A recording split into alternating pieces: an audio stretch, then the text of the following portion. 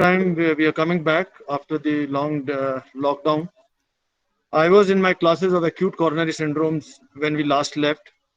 I did go for two lectures in which acute coronary syndrome was covered. And now we start afresh on a topic which is very important, acute rheumatic fever.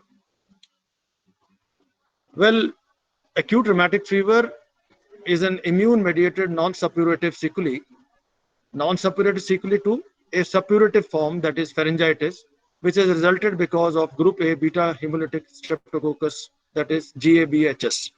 In other words, acute rheumatic fever is an immune mediated non-suppurative sequelae of a gas pharyngitis which has occurred in the past. Let's look into the epidemiology of acute rheumatic fever. Well, any strain of gas has a potential to cause this acute rheumatic fever, but the common ones are, for those who are interested in this, numbers 1, 3, 5, 6, 14, 18, 19, 24, 27, 29. But the bottom line is any strain of gas has a potential to cause rheumatic fever.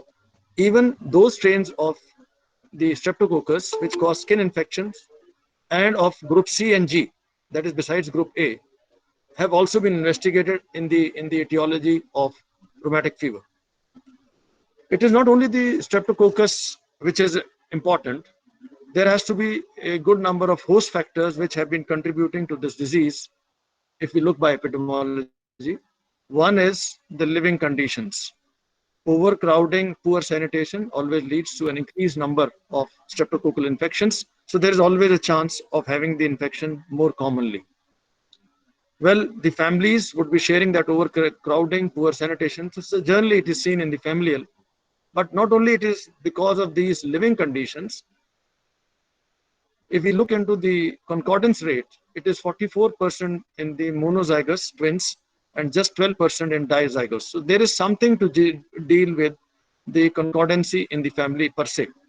HLA-DR7 and HLA-DR4 appear to be responsible factors in contributing to the disease as a heritable factor. So to understand the epidemiology, what we require is a streptococcus group A, which more commonly leads to pharyngitis, but skin infections, if it causes, are equally potential to cause this non-suppurative immune phenomena, which is rheumatic fever. Further, this disease is generally a disease of the children, that is between 5 to 15 years. Then why in medicine? Because young adults are also not spared. What I mean by young adults, the disease gets rarer after 30 years of age. So till 30 years of age, the disease is likely to come if you have a group A streptococcus infection. Females outnumber the males 2:1. It is after the age of 30 that the recurrence rates are common, meaning thereby that for the infectivity of the first episode, generally by age 30, we do not get fresh episodes. That is, the patient would not get first time rheumatic fever post pharyngitis, but would keep on getting the recurrences after the age of 30 years because streptococcus would remain there, the overcrowding would remain there, and poor sanitation would always be there in that family and heritable acquaintance. Despite the improved living conditions, that is less crowded places and better hygiene in our developing India, still India remains an endemic zone for rheumatic fever. The current incidence of rheumatic fever of rheumatic heart disease in India ranges anything between 13 to 150 cases per 1 lakh population and is said to be one of the most common cause of the heart disease, which is responsible. It is the most common acquired cause of heart disease. After going through the epidemiology, if we understand we needed a bacteria in an overcrowded conditions, generally seen in the young age, generally doesn't occur first time after 30 years. Let's look into what it causes in the pathogenesis. The condition is triggered by an immune-mediated delayed response. This is basically an immune-mediated delayed response to infection to a specific, that is group A streptococcus. So it's an immune-mediated delayed response. It is delayed response means the disease is not active. It is the immune mechanism which is now coming up. And why it is affecting? Because of the production of the antibodies due to this group A streptococci. against the Streptococcus antigen. These antibodies are responsible for inflammation in the endomyocardium, in the myocardium, pericardium. It also affects the joints and the skin. That means it is pancardium. The antibodies can affect all the three layers of the heart, as well as it affects the joints and the skin. Let's understand the the pathogenesis. Because the antibodies now are working against the endocardium, myocardium, or pericardium. So there is perhaps the story of molecular mimicry. These antibodies, which were to target the streptococcal antigen, start recognizing the human tissue. There is a cross-reactive antibodies which bind to the endothelial cells on the valves. That is, these antibodies, which were to be against the streptococcal antigen, is now working on the cross-reactive antibodies. And because these antibodies have lodged onto the valve, they activate the adhesion molecule. This activation of the molecule causes the recruitment of the lymphocytes on the valve, and because of the recruitment of the lymphocytes, this causes lysis of the endothelial cells in the valve. That means those cross antibodies which lodged onto the endothelial cells on the valve finally have resulted into the lysis of endothelial cells of the valve. That is, valve gets destroyed. This destruction of the valve causes the release of peptides, that is, the release of laminin, keratin, tropomyosin. This release of peptides further activates the T cell, and now all layers of heart are invaded. What started on the valve is now on all layers of the heart because both T and the B mechanisms have been activated. But this was because there was a molecular mimicry of the presented to the antibodies against streptococcus, which have affected to begin with the valves. There's an alternative hypothesis also. It is believed it is not the molecular mimicry, perhaps there is a streptococcal invasion of the epithelial surfaces which are responsible for inducing an immunogenicity. That is, there is no antibody story, but because there was an invasion, this invasion will take some time to produce immunogenicity, that is the antibodies. And since valves are most commonly, so it is believed it is on the valves that the initial damage is there, and thereafter, because of the immune mechanism being uh, accelerated, the destruction and the other tissues start. So two theories, molecular mimicry and the alternative is invasive theory. But till time, molecular mimicry is most commonly accepted. After looking into the pathogenesis and looking into the host environment factors, how does it clinically present? The clinical features of the disease is that it is a multi-system disease. Why it is a multi-system? As briefed, these antibodies are not only against the heart, they are also against joint, skin. And whenever this would be there, there will be an issue of inflammation.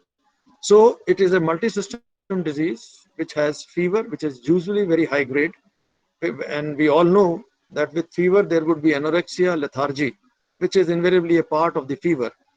But what's different in this fever is the joint pains. So any high grade fever which presents with joint pains is likely to be acute rheumatic fever, especially in the young age, less than 30 years. The second thing to be understood about is that it has a latent period of 3 weeks. Latent period from the group A streptococcal infection, that is sore throat, occurs about 3 weeks before, averagely 3 weeks. It could be anything from 1 to 5 weeks. And the appearance of clinical features of ARF, that is fever, these joint pains, except for chorea, would be occurring somewhere after 3 weeks of the past episode. And as I said in the beginning, it is a non-suppurative immune mechanism, and this is the time we all understand it will always take. Acute rheumatic fever, being a multi-system disease, most commonly affects as polyarthritis. So joint pains in fever, the suspicion is always high in a young person. But carditis is equally common, and it's reported to be about 50 to 60% first time presentation, as vis-a-vis polyarthritis, 60 to 75%. Going by the clinical features, it would be important to start with carditis because carditis is something which is hidden. And I take you back to your pathology classes where it used to say that rheumatic fever is something which bites the heart and licks the joint. So once you bite a structure, it is likely to be destroyed. So carditis, let's take the clinical features. Carditis is the leading clinical feature after polyarthritis, and it is in because of a pancarditic condition as it doesn't spare any layer. Usually, when the heart is involved and myocardium, pericardium, as well as the valves, breathlessness due to heart failure or pericardial effusion may result. We know that because of heart failure, the cardiac output is likely to suffer. So this can only be better by increasing the heart rate, and so palpitation accompanies usually the breathlessness. Yes, whenever there is a pericarditis, it is always painful. So one may present either by breathlessness with palpitation or chest pain, depending upon whether pericarditis or heart failure is whichever is dominant. But a mixture of all three, generally of the valves, muscle, and pericardium, would be evident in the clinical pathology. The other features generally are the tachycardia, and this tachycardia, as I have already explained, because of the failing heart. Myocardium being affected, the heart starts enlarging, and because the valves have been destroyed or there is a reaction, so one would be having newer sounds from the valves. That is, one would have new or changed cardiac murmurs. If chest pain was bringing you to the patient, it is the valvular damage which basically is the hallmark of the disease. Since in the molecular mimicry, the antibodies first localized on the valves itself. Mitral valve is the most commonly involved valve in rheumatic fever, followed by aortic valve. What about the other ones, the pulmonary and the tricuspid? They generally are secondary. Secondary, I mean, is that it is because of the hemodynamic changes in the mitral valve, which are a pressure on the pulmonary and tricuspid, and so there are secondary changes on the valve functions. The valves, we all know, produce heart sounds. The sharpness of the heart sound is depending upon the pliability of the valve. Now, what has happened here is this valve has an inflammation, that is, the valve is congested. So, first heart sound is generally by the closure of mitral valve and the tricuspid valve. But because the valves are now congested, the sharpness of the sound goes. Sharpness going, so there is softening of the first heart sound. So, as a mark of carditis, as an intelligent clinician, you would always find, despite being a young person, tachycardia, both conditions lead to first heart sound to be loud. But because of the valves and congestions, because they are swollen, the sounds now appear to be soft. Now, further on, these soft valves, because of the congestion, it is definitely that the closure of these valves would not be proper. It is just something like giving you the example of the doors in the house. During rainy season, they become wet. So their closure is generally not proper. So what would be occurring? Because the valves are not closing, there would be a leak back, that is mitral regurgitation. So one would auscultate soft systolic murmur. Now, this wet door, as we open up, is bound to produce a narrow space vis-a-vis what it would have because the excursion of the valve is not full. So this causes a mid-diastolic murmur, also known as Carey-Combe murmur. To repeat, most commonly involved in valve is mitral, followed by aortic. And what do we find in mitral? The softening of the heart sound due to the congestion. And because of this congestion of the valves, neither it closes properly, so mitral regurgitation, and neither it opens properly, so there is a narrow orifice. And these murmurs are known as Carey-Combe murmur. That was more of the mitral regurgitation. The same would occur with aortic regurgitation because aortic again the valves becoming thick, becoming congested, the closure would not be proper. As said in the previous slide, the tricuspid and pulmonary valves are rarely involved. If they are involved, generally it is secondary changes. Now, once the valve has been inflamed, congested, reaction has taken place, there was lysis, there was B and T cell phenomena. So what happens is that these thickened leaflet starts scarring, and they get calcified. Now, if these episodes are recurrent, the thickening, scarring, and calcifications are a recurrent phenomena. And what will finally work out? This door will not open, that is, there is valvular stenosis. In the beginning of the class, I said infections of streptococcal causing an immune mechanism after 30 is uncommon, but recurrence is common. So it is these recurrent episodes. So as a clinician, we are to prevent these recurrent episodes if once the valves have been affected. So the net result of the whole carditis on the valve is it gradually stenoses because of thickening, scarring, and calcification, and also its valve dysfunction takes place. One layer I have not discussed is the myocardium. The myocardial, there is also myocardial inflammation, and myocardium is basically responsible for pump and electrical activity. So there is a pump failure, along with there would be electrical conduction abnormality, because we all know from SA, AV, and bundle of S, they all go through the myocardium, and once the field is wet, the conduction would be disturbed. So generally, one would have increased PR interval because the conduction becomes sluggish or abnormal. So myocardium results into two things. One is pump failure, and second is electrical conductivity. Now, carditis of rheumatic fever generally settles by 6 to 8 weeks. Thereafter, the patient becomes asymptomatic after the initial symptoms and signs of carditis. But the remnant problem here is that valve which became thickened also had scarring, calcification. Now is an eccentric valve, and so it is likely to cause some hemodynamic problems. And because of this, the valvular disease can progress because of the pressures of the blood streams. So, rheumatic fever response, the carditis of rheumatic fever response, but the sequelae is likely to last long if not taken care of. Polyarthritis was the leading symptoms of the acute rheumatic fever. It's early, like carditis. The hallmark is it is acute to come with. There are markedly painful, asymmetrical migratory inflammation. Migratory means it switches from one large joint to the other. It's a disease of large joints. Since it involves multiple, so it's a polyarticular. It is migratory, that on some days it will be shoulder, after a few days it will be elbow. The maximum pain impulse keeps on migrating, though the joint involvement may go on. These joints involvements are generally in quick succession. There is no break in between. And because the joints are inflamed, one would find the red joints, swollen joints, the tender. That is the classical signs of inflammation. This inflammation starts and may last for 4 weeks. So a polyarthritis, migratory condition involving a large joints, showing the classical signs of red swollen tender joints, which may last 4 weeks, is the hallmark of polyarthritis of rheumatic fever. Something to be confused with rheumatoid, which from your rheumatology classes you know is generally involving the small joints.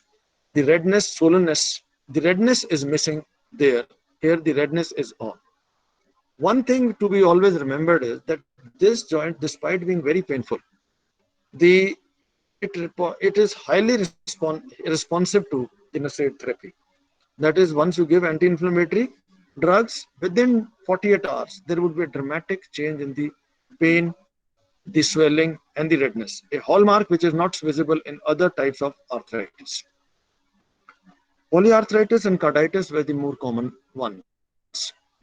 But skin was also involved in the antibody response.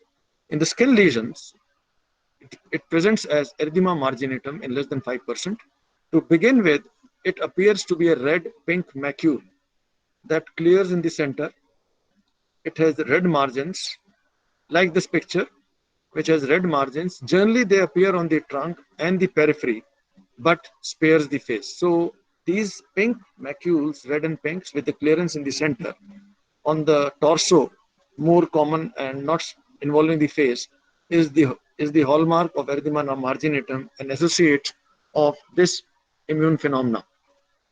These red rings may just go on and coalescing with each other, so that what were three rings now, as you can see on the right shoulder, now they are becoming one ring as such.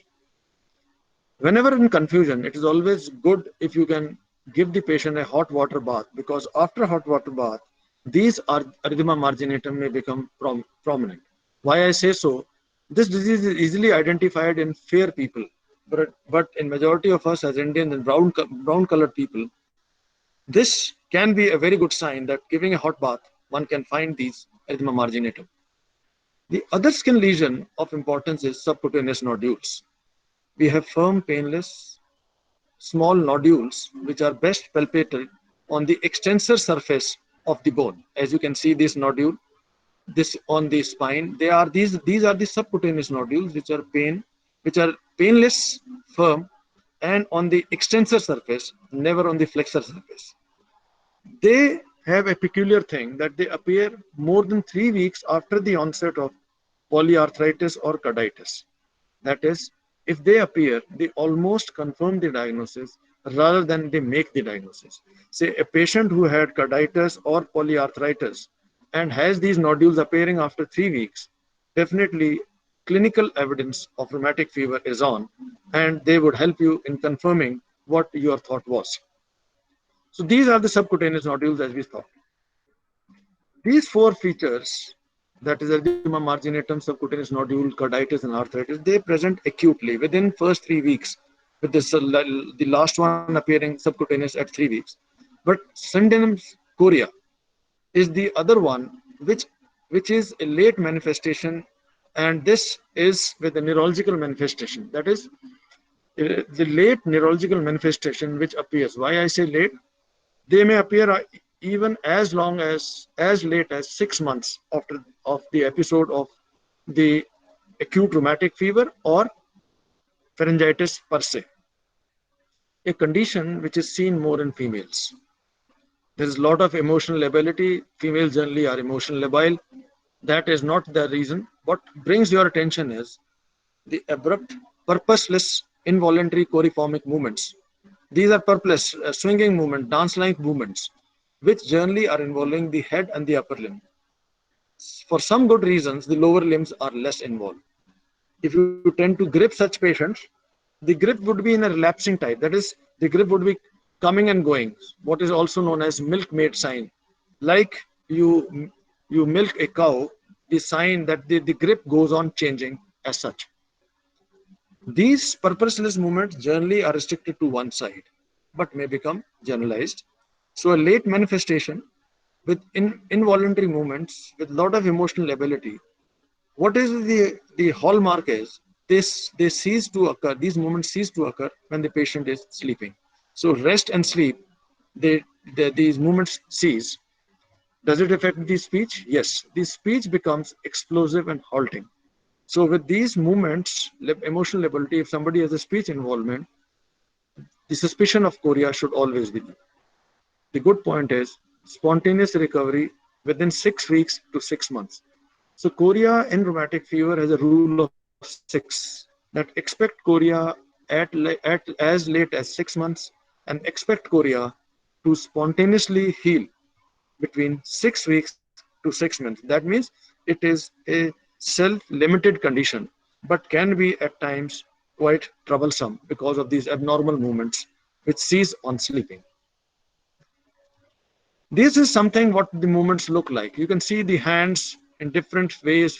They appear very purposeless. They are involving the upper limb.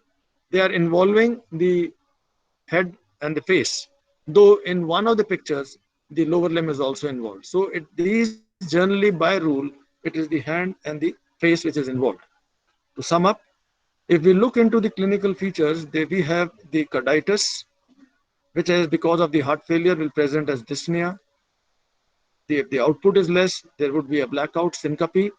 The pericardium is involved, so one may have pain because the valves are involved. The valves are congested, so you have a diastolic caricomes.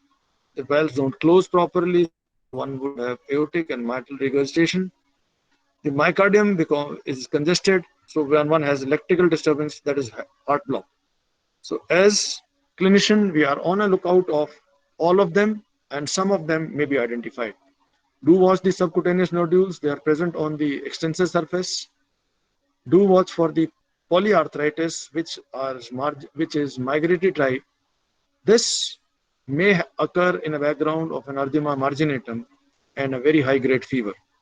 So these patients later on at times in a history of sore throat may present with chorea. So for as clinician, carditis and polyarthritis are more important. Skin may baffle us at times. The acute rheumatic fever is self-limited. It may take 8 weeks to 12 weeks for the whole episode to settle down. It depends how much the immune response has been there. But does it produce some sequelae? Yes, it produces sequelae, the much dreaded one, which finally results into rheumatic heart disease. What we mean is that there is a heart disease secondary to the acute rheumatic fever, so we call it as rheumatic heart disease. And as briefed previously, this is because of the ongoing result of the repeated inflammations, thickening, scarring, calcification, which results into the destruction of the valve and its valve mechanics. Very uncommonly, the joint pains, which generally should settle down by 8 weeks, are troublesome. If they last beyond 3 months, the joint pains, which are migratory and which are involving the large joints, this is known as Jacquot's arthropathy. So, a self limited condition for 8 to 12 weeks maximally may result into a sequelae of rheumatic heart disease or Jacquot's arthropathy. Now, how do we diagnose? We diagnose by classically the clinical history whenever there is a history of high grade fever with joint pains, and if there are signs suggestive of the heart involvement, one would always make one would be looking for this diagnosis of acute rheumatic as one of the differentials, and skin manifestations generally help. To make a diagnosis, there is the famous Jones criteria for diagnosis of rheumatic fever. Jones criteria, as from your classes of pathology, has major and minor criteria, or also known as major manifestations and minor manifestations. What are the major ones? All that we have just discussed: the carditis, polyarthritis, the skin changes of erythema marginatum, subcutaneous nodules, and the late neurological feature of chorea. So, any of these five major, we should always look out if we are making a diagnosis of rheumatic fever, which may be in the company of minor manifestations, fever, arthralgias. If there is no swelling and there is only joint pain, we call it as arthralgia. If there is swelling, which was red, we would call it as polyarthritis. So if there is arthralgia, because it's an acute inflammatory condition, so we expect the acute phase reactants to come up. So there would be raised ESR, there would be raised C-reactive proteins, there would be increased TLC count, leukocytosis. Rheumatic fever is a recurrent problem if not taken care of. So, a previous history of rheumatic fever also should be always inquired about. And since the electrical disturbance is duly affected, so do watch out for first degree AV blocks. So, any minor manifestations of fever, arthralgias, acute phase reactants, first degree AV block, or a previous rheumatic fever, they all constitute minor. Minor and major have no significance unless there is a background of a streptococcal infection. So one should be always be establishing the evidence of streptococcal infection in the recent past, averagely, as I said, 3 weeks. For that, one should go for positive throat cultures or should look for evidence of the antibody response because of which this restriction has taken place and the syndrome of acute rheumatic fever has fallen for. So to make a diagnosis of rheumatic fever, one should have two or more major. If two or more major are not there, it should be one major with two or more minor. The minor ones, fever, arthralgia, acute phase reactants types, along with the last line is very important, evidence of streptococcal. If you do not have a streptococcal evidence infection, the diagnosis of rheumatic fever is always in doubt. You may have two major, you may have one major with two, but evidence of streptococcal infection in the past has to be clinched. So, as clinician, we always ask for is WBC, ESR, CRP. We all know they are acute phase reactants, and we look for leukocytosis. All fevers with joint pains may not be rheumatic fever, so blood cultures should be taken. There is an increased emphasis of the electric abnormality, so electrocardiogram should be done. should be repeated every 2 weeks till it is abnormal. The abnormality the most common is the first degree AV block. This should continue till 2 months because that's by time we expect the carditis to settle. The heart is enlarged, so chest X-rays would be of help. But most important would be the echocardiogram because it will take care of all the three layers: the valves, the myocardium, that is the heart failure, and the pericardium, and should be repeated at 1 month of the presentation. So these are the bare minimum investigations one should always ask for. A word about establishing streptococcal infections. Throat swabs should have been the gold standard. If we are going for a throat swab culture for group A streptococcus, it preferably should be before antibiotics. But we are not lucky enough to identify positive throat swabs or get positive throat swabs. Even the rapid antigen tests suggestive of streptococcal infections generally fail. Why it fails? It is understood because the disease is presented post-inflammatory. It has presented with an immune, it because of a result of an immune mechanism which has occurred 3 weeks of an infection which occurred in the past. So by that time, the titers of the streptococcus or the antigen would be far less than if we were to identify during the episode of pharyngitis. So, but one should always ask for throat swab culture because that could be of use in the family members because they could be the recurrent source or the for the repeated episodes. We definitely bank upon the ASO titers, the rising anti-streptococcal rising titers, that is anti-streptolysin O. If that is not available, always ask for an anti-DNase B test, ADB. So either ASO or ADB, if they are rising because there is an antibody response to the pharyngitis episode in the past. The peak effect of these antibodies is somewhere about 4 to 5 weeks of the pharyngitis episode. That means second to third week of rheumatic fever because rheumatic fever occurs somewhere averagely a third week of the infection. So when the patient is presenting to us with the rheumatic fever, it is likely that the ASO and ADB should be high because their peak time, 4 to 5 weeks, is the time when it is presenting with rheumatic fever, that is third week onwards of pharyngitis. So we bank more for diagnosis on the ASO titer than on the evidence of throat swabs or the rapid antigens. You always go for ASO titer. The carditis had to be established, which is a major criteria. By clinical, we had those changing heart sounds, evidence of failure, but X-ray does show cardiomegaly, and because of failing heart and heart failure, it is the pulmonary congestion. ECG is very informative. Repeatedly, I've been discussing in the lecture, it is the first degree AV block which should be looked for.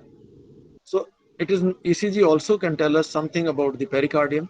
So there could be ECG changes secondary to pericarditis, that is T wave inversion or reduction in QRS voltage if fluid has also occurred.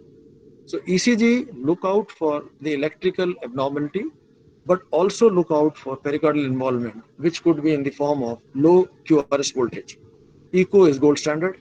It helps you in looking for cardiac dilatation, heart functions, and valve abnormalities as such. So three investigations are of importance: X-ray chest, ECG, echo. So sum up, the investigations of acute rheumatic fever, one should look for that it is a multi-system disease. So one should have the evidence of a systemic illness, which would be by acute phase reactance of leukocytosis, ESR, or a raised CRP. Evidence of an infection in the past, more to be relied is the ASO titer, which would be rising, and also throat swab cultures, which could be of more importance if we attempt on the family members and the contacts, because if you identify them, they could be the reason for he having recurrence.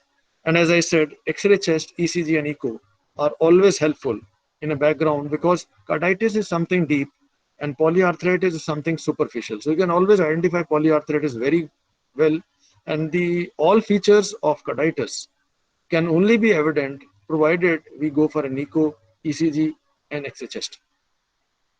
So after making the diagnosis of acute rheumatic fever, it's time to manage.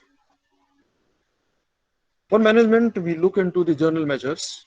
and the general measures to be looked into, the first line is very important. There is no treatment that helps to alter the likelihood of development of rheumatic heart disease. This line specifies that once you developed a pharyngitis, and now if you attempt, and the pharyngitis has evoked an immune mechanism which is now affecting the heart, no amount of your treatment can help, but you can always know the consequences which need to be treated. So journal measures say that there is no treatment for reducing the likelihood of the dreaded sequelae, because we had only two sequelae. One was rheumatic, which is very common, and the second was Jacquard's. The heart is at pain, the heart is inflamed. So hospitalization should always be recommended. This also helps in the treatment initiation, for the better education of the patients, and of course for ruling out other alternative diagnosis. When the patient is hospitalization, so rest is a must. So always ask for a recommended test. A recommended rest is till 4 weeks, which generally takes for carditis to settle. And when do we ask the patient to resume his normal activity or gradual activity? It is by as per symptoms. And of course, your CRP and ESR can be very good friends. So any decrease in CRP or ESR over 4 weeks' time is an indication that the carditis is settling down in case there are no new heart failure features. So rest, hospitalization is a must in all patients as a general measure. The management, the aim of therapy in the management is first to give symptomatic relief. The symptomatic relief will be concentrating more on the joints and the heart. Thereafter, once they have been settled, the culprit has to be eradicated. The culprit may be in his throat, which might have partially settled, maybe in the throat of the contacts or the family members that you had identified by the throat swabs. And once this has been eradicated, the future episodes not to occur, some prophylaxis has to be done, because this process begets the process. Recurrence is very high in acute rheumatic, for with each recurrence, the heart is getting damaged. To begin with, first with the symptomatic treatment, joints are painful, hot, tender, migratory types. Salicylates and steroids are initiated with the, as the diagnosis of rheumatic fever is made. Good old days, aspirin 100 milligrams per kg per day in divided doses was given. The dose of aspirin can always be optimized as per the adequate response. Adequate response means relief in joint pains, but keep a watch on the toxicity, because aspirin is not GI friendly. Once the joint inflammation settles after 2 weeks, start reducing the dose. And this process of reduction should continue for additionally for 3 to 6 weeks. And it is expected that the joint pains should settle by 6 weeks, if not by 8 weeks. But if it is beyond 12 weeks, then we are dealing with Jacquard's. Aspirin required higher doses, regular medications. The good alternative of it is any non-steroidal anti-inflammatory drug as an alternative. Even if one is allergic, one should go for it. If to allergic to aspirin, or as such also, the NSAIDs are drugs. So NSAIDs and aspirin, as per symptoms, gradually reduce after 2 weeks, then continued, gradually tapered. The, the tapering is as per need of the patient, whereas in carditis, it would be the other way around. Now, the carditis were the other symptoms. Here, the drug of choice is prednisolone. Prednisolone takes care of the valves, the pericardium, to which the NSAIDs and aspirin may not be as good. The prednisolone is given 1 to 2 milligram per kg per day.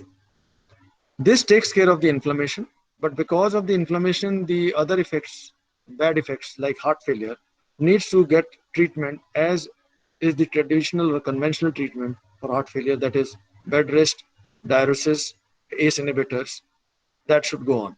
So prednisolone takes care of the carditis, and heart failure management takes care of its sequelae of this carditis. Chorea, rule of six, is a self-limiting, would remain for about 6 weeks to 6 months, but then may be treated, may not be. So if it is a self-limiting, the obvious is that it should not be treated, but To wait for 6 weeks is always a restless time. So give the patient rest in a quiet room. Carbamazepine and sodium valproate should be offered so that these purposeless movements, because of which are very annoying, can help the patient settle down. Pimozide and prednisolone have been tried and been given. Pimozide is a new drug as compared to carbamazepine and sodium valproate. Prednisolone short course may also be helping in chorea. So chorea, though self-limiting, may the distressing symptoms may be helped out with the use of carbamazepine and sodium valproate. For the newer ones, pimozide may be used. For the partial ones, responders, prednisolone may be used. We have symptomatically treated the joints, the carditis, the chorea. The skin would respond on its own, those nodules and the margin. Now it's time to take care of the group A streptococcus. Eradication of the pharyngeal streptococcal is mandatory to limit its repeated exposure because each time it will cause more antibodies. So a single dose of benzathine penicillin, 1.2 million unit is ideal. So any patient who presents to you with acute rheumatic fever made on two major or one major or more than one major and more than two minor should be offered benzathine penicillin 1.2 million units. The alternative is, because benzathine penicillin is very painful, is penicillin V, which can be given orally, or it can be erythromycin, who are penicillin sensitive. So we need to eradicate. This is a very important step because if we do not eradicate the pharyngeal streptococcal infection, it will keep recurring, antibodies will keep making, and the joints are just licked, but the heart gets the bite marks repeatedly. Uh, can we prevent? Prevention, as we all know, is primary prevention and secondary prevention. The primary prevention is that the episode should not occur. So logically, when it will not occur, when we can identify the episode of pharyngitis when it starts. So any young child who has an episode of sore throat should get the treatment and the attention rather than letting the pharyngitis settle on its own and after 3 weeks landing up with this problem of acute rheumatic fever. So a timely complete treatment with antibiotics of a streptococcal sore throat goes a long way for primary prevention of rheumatic fever. That is logical but less commonly followed because most commonly these children's sore throat episodes are ignored by all, one and all. So we are left with only secondary prevention. Secondary prevention means that once the episode of rheumatic fever has occurred, there's always the chance of its recurrence. So to prevent the recurrent episodes, we can give a secondary prophylaxis. The prophylaxis offered can be with the help of benzathine penicillin. We gave 1.2 million units there. Here one gives 12 lakh units as a dose, single dose given every 3 to 4 weeks. Those who cannot have this week, generally this benzathine penicillin is given being a painful injection, is given over the weekends. But maybe some children may not accept this. Then one may have to go for for a longer time penicillin oral therapy, which is 250 milligram twice. If one is sensitive to penicillin, it could be sulfonamide group, where 1 gram daily, or if one is sensitive to both penicillin and sulfa, erythromycin group, which could be 250 twice. As is very evident, penicillin, sulfonamide, erythromycin, when taken orally, generally the dosage is BD. To imagine going on for BD doses for a very long time. And what is the long time? The long time is at least 5 years is impractical. So always offer the patient the prophylaxis with benzathine penicillin if he's not allergic to penicillin, because that will save. Because secondary preventions, precautions for secondary prevention, prophylaxis should continue in these patients depending upon their first effect of the first episode of the rheumatic fever. So those rheumatic fever without carditis, they should be treated for minimum of 5 years or till the child achieves 21 years, whichever is longer. That is, the fever, rheumatic fever was there was polyarthritis and other things, but luckily the heart was not involved. That can happen, as we saw that the incidence is at about 50 to 60%. Not all get carditis. In these patients, 5 years prophylaxis or attaining the age of 21 years, whichever is longer. Say somebody is 14 years, prefers 7 years because he has to go for. Otherwise, if it is occurring later, 16, 17, 18 years, then 5 years. Or if it is occurring after 21 years also, it is 5 years. So 5 years minimum. The second group of for secondary prophylaxis which fall in is rheumatic fever with carditis. But this carditis somewhere involved more of myocardium, pericardium, and there was a very minimal residual valvular damage. That is, valve was not damaged as one would have expected. These patients should have prophylaxis for 10 years of the last episode. The previous one was 5 years.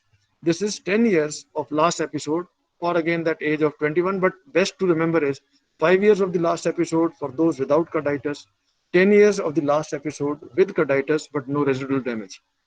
How about those who had damaged their valves?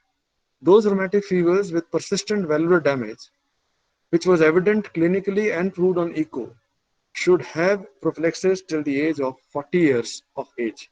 So it can be 15 years, 20 years. So the prophylaxis duration varies as per the involvement. Without carditis, 5 years. With carditis, without valve being damaged, 10 years. And those with damaged valves and rheumatic fever, the prophylaxis should be 10 years.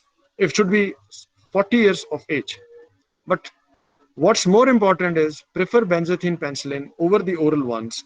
It may take some time for the child or the adolescent to accept this, but this is far practical, and otherwise, this would be a miss out. Also, more important is the primary prevention. So, nothing like never ignore the episode of sore throat.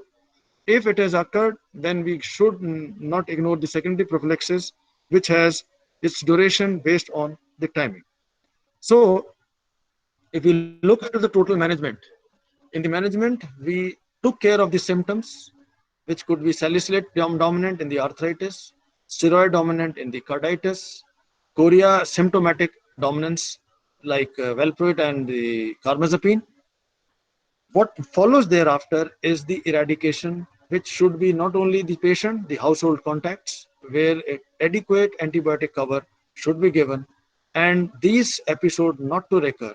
One should always have secondary prophylaxis, which could be 5, 10, or the age of 40 years. That is. So, dear, the message for acute rheumatic fever is the ignorance or overlooking of a sore throat episode can result into an acquired heart disease. So we can prevent this acquired heart disease in children or adolescents, provided we identify and we identify by virtue of symptoms, signs, clinical, but the need should not arise if we were to primarily prevent. Thank you for the patient listening. I hope you're staying at home and you're staying safe. Thank you.